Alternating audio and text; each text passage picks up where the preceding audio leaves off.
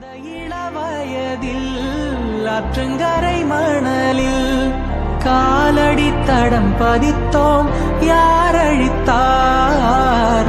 நந்தவன கரையில் நட்டு வைத்த செடியில் மொட்டுவிட்ட முதற் பூவை யார் பறித்தார்? காதலர்